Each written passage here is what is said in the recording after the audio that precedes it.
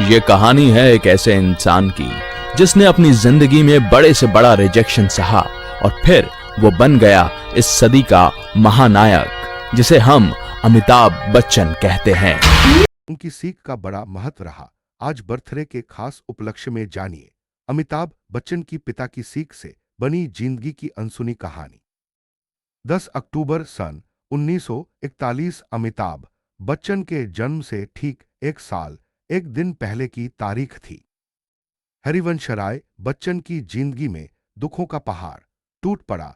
लंबी बीमारी से पिता प्रताप नारायण श्रीवास्तव चल बसे। मां ने उसी दिन जीने की इच्छा खत्म कर दी।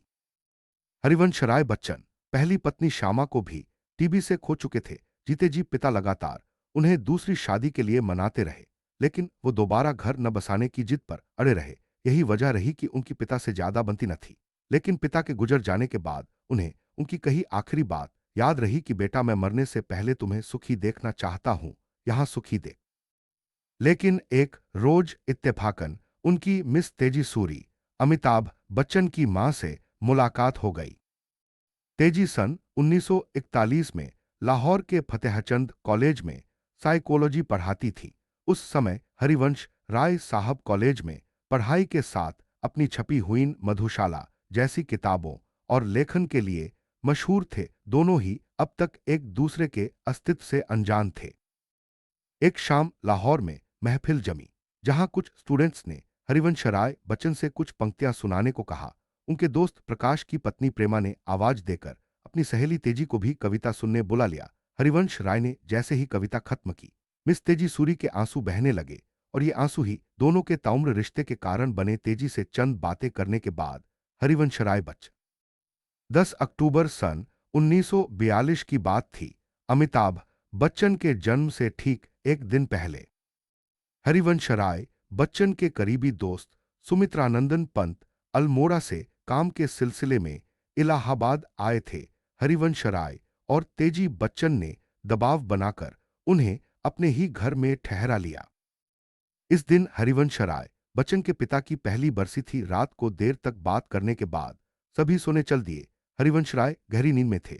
उन्होंने ख्वाब देखा कि उनके चक वाले पुश्तैनी घर की पूजा की कोठरी में उनके दिवंगत पिताजी चश्मा लगाए रामचरितमानस लिए पढ़ रहे हैं। वो पत्नी तेजी के साथ वहीं पास बैठे सुन रहे हैं। पिता 5वें विश्राम पाठ में थे, जिसमें मनु और इतने में तेजी ने उन्हें नींद से जगा दिया। उन्हें प्रसव पीड़ा होने लगी थी, पत्नी दर्द में थी, लेकिन हरिवंशराय बच्चन का सपना इतना साफ था कि वो बिना सुनाए रह न सके। उन्होंने झट से पत्नी से कहा, तेजी, तुम्हें लड़का ही होगा। उसके रूप में मेरे पिताजी की आत्मा आ रही है। कुछ ही घंटों बाद यानी 11 अक्टूबर सन 1942 को तेजी बच्चन ने बेटे को जन्म दिया। सुमित्रानंदन पंत जब शाम को घर लौटे तो जच्चा बच्चा से मिलने के बाद उन्होंने उस बच्चे को अमिताभ नाम दिया। जिस बच्चे के जन्म से पहले उनके पिता ने भविष्यवाणी की, जिसके जन्म पर पिता ने कविता लिख डाली, वो बच्चा आज सदी का महानायक है। उसने पिता की कविताओं के जरिए अपनी जिंदगी में नाकामी कामयाबी का सार खोजा और उससे सीख ली। अमिताभ जब 1 साल के हुए तो मां ने अंग्रेजी में एमए में दाखिला ले लिया। चंद महीने बीते ही थे कि बेटे का स्वास्थ्य गिरने लगा, तो मां ने पढ़ाई छोड़ दी। इसी समय हरिवंशराय बच्चन को यूनिवर्सिटी ऑफिसर्स की एक ट्रेनिंग के सिलसिले में महू जाना पड़ा, तो उनके पीछे तेजी ने अमिताभ को अकेले संभाला। एक रोज हरिवंशराय बच्चन को तेजी का खत मिला, जिसमें उन्होंने इसी समय साथियों के दबाव में हरिवंशराय बच्चन ने शराब पीनी शुरू कर दी। एक रोज उन्हें ख्याल आया कि जब बाबर को इस तरह चुनौतियां मिली होंगी तो उसने क्या किया होगा। पानीपत की लड़ाई में जब उसे लगा कि उसे हार मिलने वाली है, तब उसने प्रण किया कि अगर जीत हुई तो कभी शराब नहीं पीऊंगा। जीत हुई तो बाबर ने शराब छोड़ दी। कहीं न कहीं हरिवंश जानते थे कि बाबर अमिताभ 4 साल के हुए तो उनका दाखिला स्ट्रेची रोड इलाहाबाद के बंगले के पास स्थित सेंट मैरीज कॉन्वेंट स्कूल में करवाया गया। हरिवंशराय बच्चन ने खुद सरकारी स्कूल में पढ़ाई की थी, जहां उनकी फीस 1 पैसे थी, लेकिन पत्नी तेजी ने कॉन्वेंट से पढ़ाई की तो वो चाहती थी बेटा भी कॉन्वेंट में पढ़े, चाहे फीस कितनी भी हो। तेजी की जीत हुई और कॉन्वेंट स्कूल में अमिताभ की स्कूल में बेटे अमिताभ का नाम लिखवाते हुए हरिवंशराय बच्चन ने एक नई उम्मीद पाल ली। वो और तेजी कास्ट सिस्टम के खिलाफ थे। हरिवंश राय का सरनेम वैसे तो श्रीवास्तव था, लेकिन एक बार कैम्ब्रिज यूनिवर्सिटी में उन्होंने बच्चन शब्द का प्रयोग किया और फिर उन्होंने अपनी सारी किताबें बच्चन बच्चों सा नाम से छापी। एक समय ऐसा आया जब लोग उन्हें मिस्टर बच्चन कहने लगे और उनकी पत्नी हरिवंश राय बच्चन चाहते थे कि उनके परिवार की हर पीढ़ी पुरानी रूढ़ियां तोड़कर आगे बढ़े, अकेलेपन को बल बनाए और किसी भारी भरकम सरनेम से मिली पहचान में न सिमटे। यही वजह रही कि हरिवंश राय ने बेटे का पूरा नाम स्कूल में अमिताभ बच्चन रख दिया। वो इसे नए परिवार का प्रारंभ कहते हैं, क्योंकि अमिताभ बच्चन का जन्म महात्मा गांधी द्वारा शुरू की गई अगस्त क्रांति के ठीक 3 महीने बाद हुआ था। तो सुमित्रानंदन पंत उन्हें इंकलाब कहते थे। सन 1946 में जब अमिताभ के छोटे भाई का जन्म हुआ तो भी पंत जी ने ही उसका नाम अजिताभ रखा। अजिताभ का जन्म आजादी से 3 माह पहले हुआ तो पंत जी उन्हें भी आजाद कहा करते थे, लेकिन आम दिनों में वो अजिताभ। और पिता ने अमिताभ को जिंदगी के हर मोड़ पर सीख दी। इनमें से एक थी अपने दुश्मनों का सामना करना, चाहे वो आपसे ताकतवर क्यों न हो। एक रोज अमिताभ खेलने घर से निकले और घर के आसपास के बड़े लड़कों से मार खाकर घर लौटे। मां ने देखा तो वो खूब गुस्सा हुई, उन लड़कों पर नहीं अपने बेटे पर। तेजी ने उन्हें चिल्लाते हुए कहा, जाओ, और जिसने पीटा। छरहरा शरीर लिए मां की बात पर अमिताभ निकल पड़े और इस बार उन लड़कों की पिटाई कर लौटे। अमिताभ की परवरिश वैसी ही हुई जैसे हर आम बच्चे की होती है। अच्छा काम करने पर तारीफें भी मिली और बदमाशी करने पर मार भी पड़ती थी। बारिश के मौसम में अमिताभ आस पड़ोस के बच्चों के साथ खूब भीगा करते थे। एक रोज वो ऐसे भीगे कि पूरा कीचड़ साथ में समेट लाए। जैसे ही मां बाबूजी घर पहुंचे तो जमकर डांट पड़ी, जिसे अमिताभ बच्चन अपनी जिंदगी की सबसे तेज डांट कहते हैं। मां ने गलती पर दुलार नहीं किया और नन्हे हाथों वाले अमिताभ से ही पूरा फर्श साफ करवाया। इसी तरह रोज अमिताभ बच्चन बदमाशी करते हुए एक दुकान से बिना बताए रबर उठा लाए।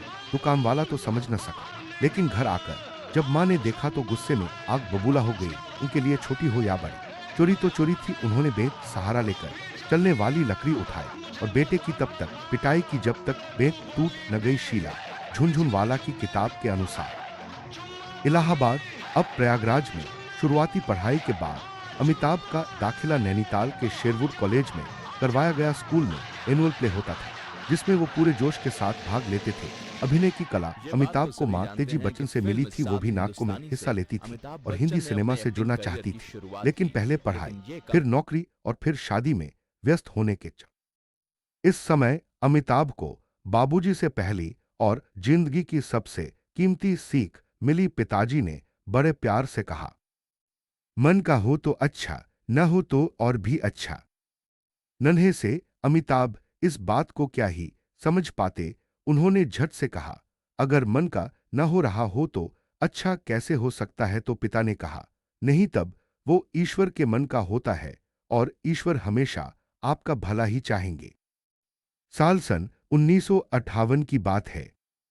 अमिताभ 16 बरस के हो चले थे। मां भी नौकरी पर लौट चुकी थी और लिटरेचर के क्षेत्र में बड़ा मुकाम हासिल कर रही थी, और पिता हरिवंश राय भी बड़े लेखकों में शुमार हो चुके थे। नैनीताल के शेरवुड कॉलेज से स्कूलिंग खत्म कर अमिताभ बच्चन ने दिल्ली के किरोड़ीमल कॉलेज में मां बाबूजी के कहने पर ग्रेजुएशन में दाखिला ले लिया। इसी समय जब नौकरी की तलाश शुरू की तो हर तरह को लगा कि ये दोस्त सही तो कह रहा है। वैसे तो अमिताभ बड़े शांत स्वभाव के थे और बाबूजी के आगे ज्यादा कुछ बोल नहीं पाते थे, लेकिन दोस्त की बात को मन में लिए जब वो अगली छुट्टी पर घर पहुंचे तो उन्होंने जिंदगी में पहली और आखिरी बार हिम्मत कर दिया, आज मुझे पता चल गया है कि वजह क्या है, आपने मुझे पैदा क्यों किया था। अमिताभ की आवाज में भारी गुस्सा। पिता उनकी ये बात सुनकर दंग रह गए, लेकिन कुछ कहा नहीं। रोज सुबह 4 बजे सैर पर जाने से पहले हरिवंश राय बेटे को पढ़ाई के लिए उठाते थे, लेकिन उस रोज जब वो निकले तो उन्होंने बेटे को जगाया नहीं, बस हल्के कदमों से उसके कमरे में पहुंचे और सिरहाने एक चिट्ठी छोड़ गए। अमिताभ ने चिट्ठी खोली तो उसमें बीते दिन हुई बात का जवाब लिखा था, जो ऐसा है, जिंदगी और जमाने की कश्मकश से घबराकर मेरे बेटे मुझसे पूछते हैं कि हमें पैदा क्यों किया था, और मेरे पास इसके सिवाय कोई जवाब नहीं है कि मेरे बाप ने मुझसे बिना पूछे मुझे क्यों पैदा किया था, और मेरे बाप को उनके बाप ने बिना पूछे उन्हें 500 रुपये तनख्वाह की अच्छी नौकरी मिल गई। यही उनकी मुलाकात चंद्रा नाम की लड़की से हुई, जिनसे उन्हें प्यार हो गया। एक रोज अमिताभ बच्चन ने इजहार मोहब्बत किया तो लड़की ने नाटकों में हिस्सा लेते हुए उन्हें अभिनय में रुचि थी, लेकिन बाबूजी चाहते थे कि वो नौकरी ही करे। एक रोज वो रेडियो स्टेशन पहुंचे। उस दौर की मशहूर आवाज रहे अमीन सयानी ने उनका ऑडिशन लिया और ये कहकर रिजेक्ट कर दिया कि लोग तुम्हारी आवाज सुनकर डर जाएंगे। इसके अलावा भी अमिताभ को हर जगह से निराशा हाथ लगी। इसी समय के आसपास उनके भाई अजिताभ ने एक रोज मूवी से दिल्ली जाते हुए ट्रेन में पास बैठे लड़के से सुना कि डायरेक्टर ख्वाजा अब्बास फिल्म के लिए नए चेहरे की तलाश में है। उन्होंने झट से भाई अमिताभ की तस्वीर उस लड़के को थमा दी। अगले दिन तस्वीर देखकर ख्वाजा अब्बास ने अमिताभ को मिलने बुलाया। वो दिल्ली पहुंचे। सफेद चूड़ीदार, सफेद कुर्ते के साथ नेहरू जैकेट पहने अमिताभ जब बातचीत के लिए तैयार हुए तो ख्वाजा अब्बास ने उनका नाम पूछा। जवाब मिला अमिताभ है। ख्वाजा अब्बास ने आगे पूछा, क्या तुमने इससे पहले कभी फिल्मों में काम किया है? अमिताभ जी नहीं, लोगों ने मुझे कभी फिल्मों में लिया ही नहीं। ख्वाजा ने वजह पूछी तो जवाब में अमिताभ ने कई बड़ी हस्तियों के नाम लिए। ख्वाजा ने फिर पूछा, उन्हें आप में क्या दिक्कत नजर आई? अमिताभ, उन्हें लगता था कि मैं हीरोइनों के हिसाब से काफी लंबा हूं। ख्वाजा, हमारे साथ ऐसी कोई दिक्कत नहीं है, क्योंकि हमारी फिल्म में 1000 रुपये देकर 15 फरवरी सन 1949 को अमिताभ को फिल्म सात हिंदुस्तानी में साइन कर लिया। शूटिंग हुई और उनकी पहली फिल्म सात हिंदुस्तानी 7 नवंबर 1949 में रिलीज हुई। आगे वो आनंद उम्र हो चली थी 30 साल और उनकी सिर्फ आनंद और बॉम्बे टू गोवा फिल्में हिट रहीं और बाकी फ्लॉप। लोगों ने उन्हें फेल यानी नाकाम न्यूकमर कह दिया। इसी समय प्रकाश मेहरा ने फिल्म जंजीर शुरू की। देव आनंद, राजकुमार जैसे कई एक्टर्स ने फिल्म करने से इनकार कर दिया। एक रोज प्राण की मुलाकात प्रकाश मेहरा से हुई। उन्होंने अमिताभ की कुछ फिल्में देख रखी थीं, तो प्रकाश मेहरा को हीरो के लिए परेशान होते देख उन्होंने अमिताभ का नाम सुझाते हुए कहा, यह लड़का आगे जाकर स्टार बनेगा। साथ ही कहा कि अगर उसकी एक्टिंग देखनी है तो बॉम्बे टू गोवा फिल्म देखे। प्रकाश मेहरा ने फिल्म देखी और देखते ही चिल्लाए, जंजीर का हीरो मिल गया। फिल्म की शूटिंग शुरू हुई और खबरें आने लगीं कि प्रकाश मेहरा फ्लॉप हीरो के साथ फिल्म बना रहे हैं। अमिताभ भी इससे निराश थे तो उन्होंने प्रकाश मेहरा से कहा कि अगर फिल्म न चली तो वो बोरिया बिस्तर उठाकर इलाहाबाद निकल जाएंगे। फिल्म की हीरोइन मुमताज थी, लेकिन इसी समय शादी कर उन्होंने फिल्म छोड़ दी। हीरोइन की भी तलाश में मुश्किल होने लगी। कोई एक्ट्रेस अमिताभ के साथ काम करने को राजी न हुई। एक दिन अमिताभ ने गुड्डी में साथ काम कर चुकी जया को बताया कि उनके साथ कोई हीरोइन काम करने के लिए तैयार नहीं है। जया ने कहा कि अगर प्रकाश मेहरा उन्हें कहे तो वो जंजीर फिल्म कर लेंगी। प्रकाश ने पूछा तो जया झट से रात। आखिरकार 11 मई 1973 को जंजीर फिल्म रिलीज हुई। कोलकाता में